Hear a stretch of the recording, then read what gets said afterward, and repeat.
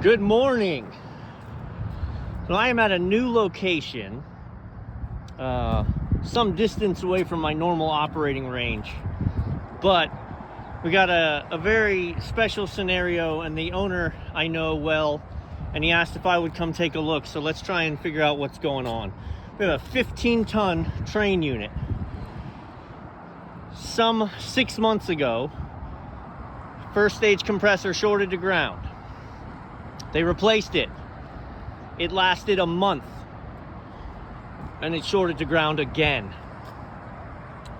They replaced it again, and Trane, allegedly, according to the owner, sent some people out and said the reason it failed was because it has a bad TXV and cap tube, which that doesn't really make sense to me because those are different things. And the blower motor assembly is shattered, so they had to power the unit down.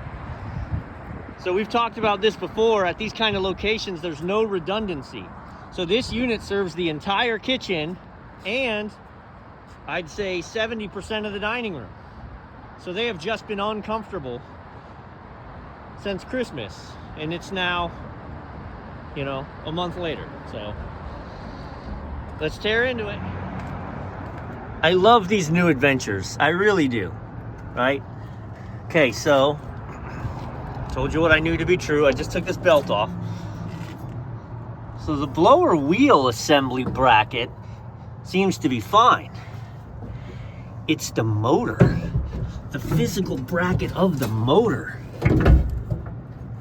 sheared off. That's unbelievable. Have you ever seen that? Holy smokes. I'll be honest. I bet I can strap that in place to get this blower. The difference between a stale dining room and at least a blower is a huge difference. This is going to generate a lot of torque, but I bet I can ratchet strap that in place as a rig to get our blower going. But yeah, definitely that motor looks pretty new though, right? This is that's a big boy also. So okay, I'm pretty confident I can get the blower up and running again.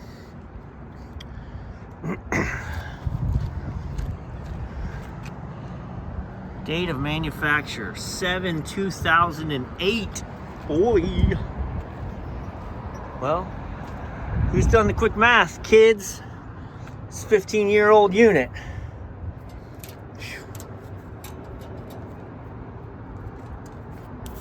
Would a bad TXV, right? I mean, to say this is a TXV and cap tube, that's what I thought was weird, because it uses a TXV, not a cap tube. Yes, there are cap tubes bleeding through, but I'm gonna have to fire this unit up and draw pressures on it to see what's going on, assuming I get the blower. So let's continue on, open up the compressor section. Look at that beast. Look at that beast. So just skimming through here. Right? If you ever watch my videos, you know my thing. These contactors are shot. Look at that. No, that's not to the compressor. This is to the compressor. But geez, oh, look at that too.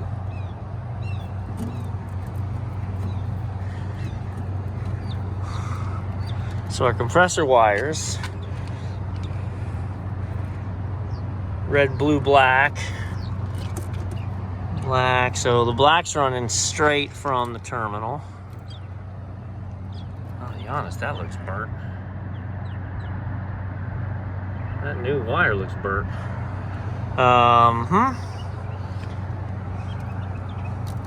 Red and black in there. You may have changed this contactor recently. What? Put the plate on right side up, man. Come on. Well, here's an observation. Washer and nut. No washer, no nut. No washer, no nut. No washer, no nut. Hey, look, the whole compressor just moves. Great install, y'all.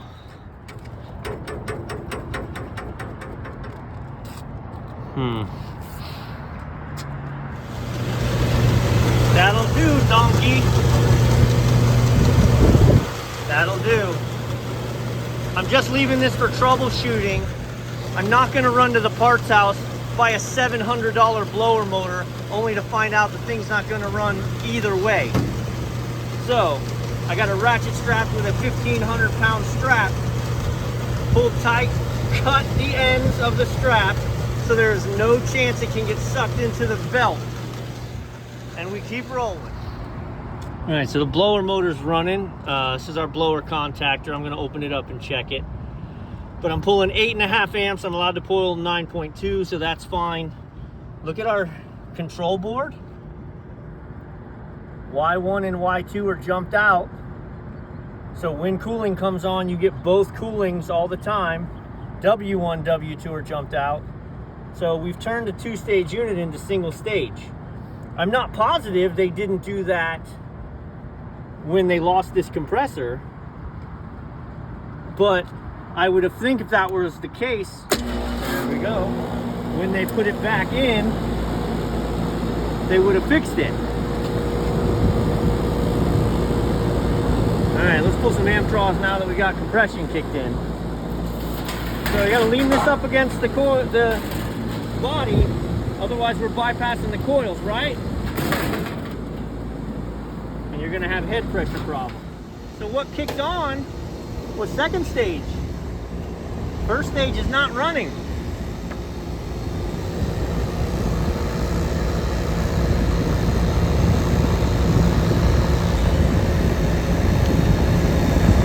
And nothing here. I mean, the contactor didn't pull in, but with them jumped, it should run both or none. So now I gotta look at the pressure controls. Do they have the pressure controls connected in here or not? Something's interrupting this. That's why following up behind people is hard. So they don't have the other leg on the contactor to pull it in. So they're only running second stage. And that contactor is shot. We're definitely changing that while we're here right now before they open. You can just see how burnt out it is. They replaced that when they put the new one in, but I'm gonna assume, and I'm gonna check the wiring schematic. Fortunately, Trane labels everything really well. It's a matter if the diagram is still legible. We'll have to look at what wire, I'm guessing it's this guy, is supposed to be on the leg of that. All right, after consulting the schematic and looking while I'm changing this was hanging here. This is our other control circuit for this contactor. I am not gonna connect it because I didn't disconnect it. And I don't know why they don't want this running yet, other than I could say it's not bolted in. That's a pretty obvious reason not to run it. Which sucks because they want me to diagnose as the TXV a problem. In order to do that, I gotta run the system. So I can run one stage and see what I get from a readings perspective, but for now, let me get this guy swapped out. So take a good look at this terminal and wire. Right, the terminal obviously was overheating, and so was the wire. So I'm going to cut that wire back to get some non-burnt wire. All right. The contactor wired in. The coil terminals, the way this was on, were at the top, and so I needed it at the bottom, so I pulled that off, and I'm going to turn it this way.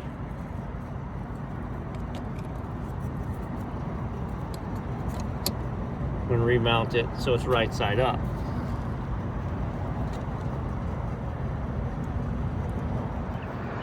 So So this isn't the compressor contactor in question. This is the compressor contactor that is working fine. Well, not working fine, but this is to the compressor that hasn't failed. But that right there will cause compressor failure when one of those legs doesn't close anymore. And then you're only sending 2 of your 3 phases of power, and then it single phases until it burns up. Like,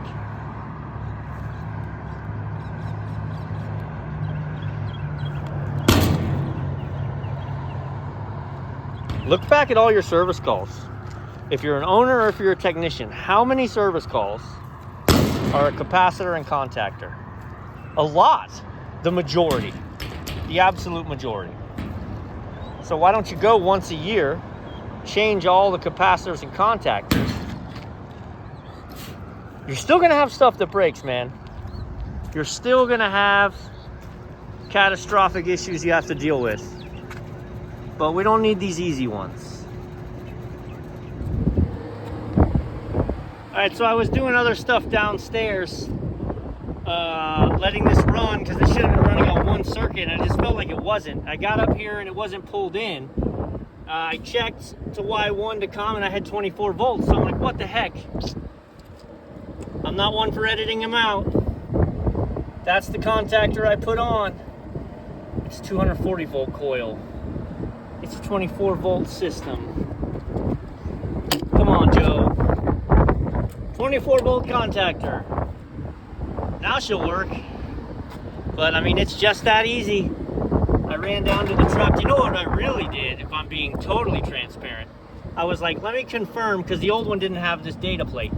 Let me confirm, and I just set to voltage. I stand across those two and went, yup, 240 volts. But look back at the video. Even I knew when I took it off, that's my coil voltage. My coil voltage is 24. I measured 240 because I measured 2 legs of power. So, you've heard me talk a lot of crap about technicians. It's my turn. Shame on me. I'll tell you what is winner for me. These technicians obviously work for somebody else. Really? Count the money. Dude, torch these together. You make a whole stick. They wired it down to 2 inches and then just abandoned it. You know good and well. I'm holding $20 of Silphos right there. Yeah, one man's trash, I suppose. There she goes.